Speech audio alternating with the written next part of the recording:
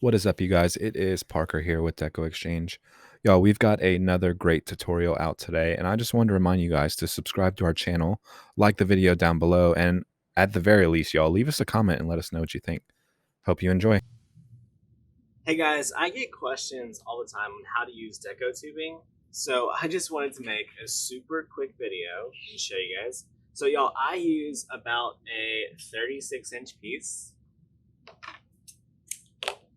Y'all, then you just make it into basically a huge oblong circle. So this tip is even with the curve,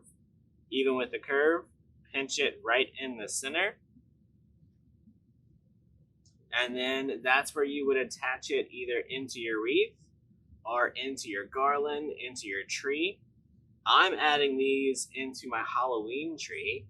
So I'm adding a little pipe cleaner so I have something to attach them to.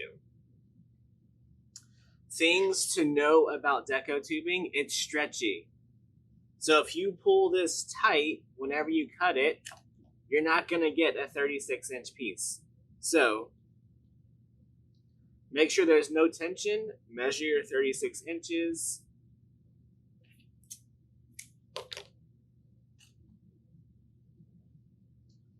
Get your loop and your tips to touch. Right?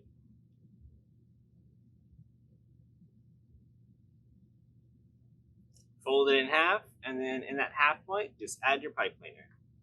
All right, y'all, Deco tubing is super easy to use and just adds a little extra.